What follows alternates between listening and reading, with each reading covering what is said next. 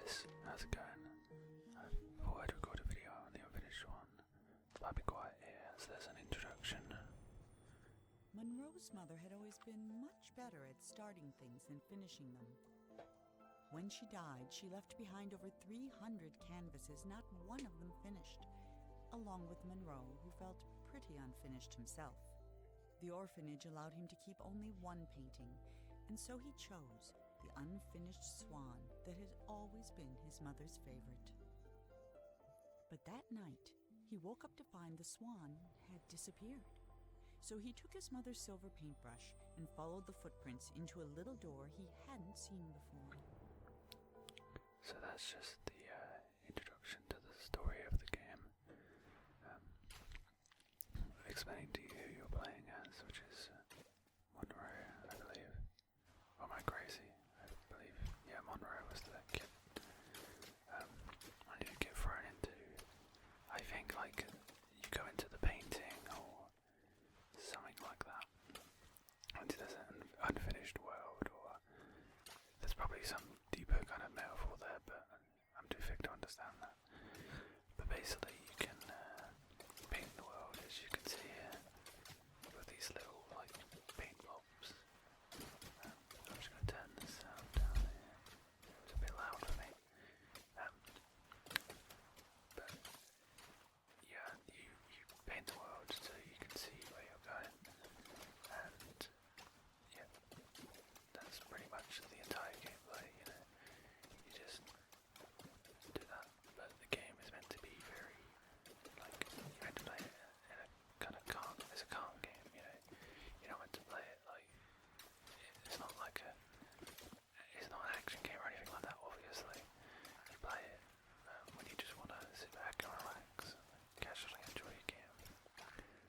And it has, like, some puzzle elements to it, but the puzzle elements aren't particularly hard. You might think about them for a while, but they're rather easily solved. Sorry if that thing there was quite loud. Yeah, the puzzles aren't hard. It's a casual game, you know, it's just to be played casually. I'm not saying that with a negative connotation, like, oh, you're a casual or whatever, you know. It's like, if you played any games by that game company, like Flower or Journey, they're all PlayStation exclusives, so you might know of, but those games are very calming and they're more of an experience, you know.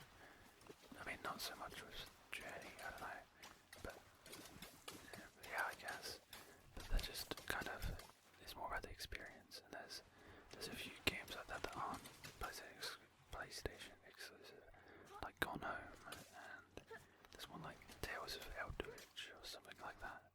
I'm not really sure, but there's a couple of, like, games with, like, first-person walk-around games, and you basically are there just to experience the story through, like, notes and the narrator, etc.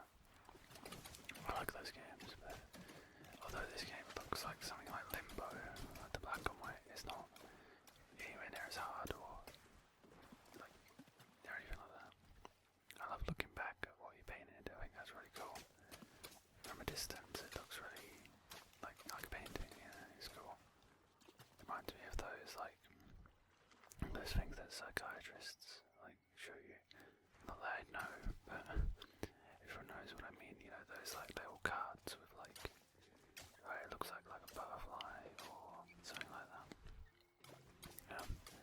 Or a face, it depends what you see in it, and that's the point.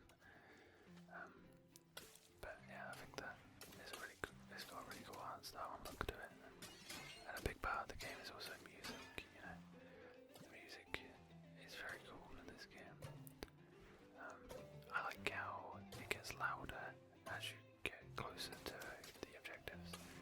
You know, it instinctively makes you go that way without saying, you know, hey, go this way with a big arrow, which I like. You know, I like the way you just have to find it, or use your senses to find it, you know, sight and hearing, usually. It's the same as Journey, for example, if you've played it. But when you get thrown into Journey, there's a big mountain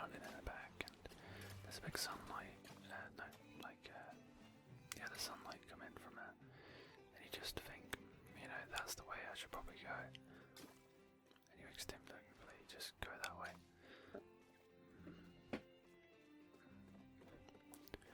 So yeah, and yeah, I like those kind of games where they use visuals or sounds to just make you go that way. Well, not make you, but you know, it hints you should go that way, which I think is cool. Although there are times in this game where it doesn't do such a good job of doing it, and that's what I meant by looking back. It looks very cool to see what you've done. There aren't, well, there's some moments where you look back like that, but not as many as I'd like. But anyway, there are some moments in the game where I just get completely lost because the game doesn't always do a great job of hinting where to go, but most of the time it does. You may have seen a minute ago that there was like swan's feet on the floor, and that's the Unfinished Swan. No, that's not the swan's feet actually. I thought it was, but that's the Unfinished Swan. That was Morrow's mother's favourite. That he's following through the painting is like leading him somewhere, which you find out through like little storyboards that you find in the world, and you try and piece together the story yourself. And you don't have to read the storyboards. You might not even find them because sometimes they're hidden. So it encourages some kind of exploration, just so you can learn what's going on, which I did. The first time I went through, I think I missed a few, so I went back and did them just because I found it intriguing.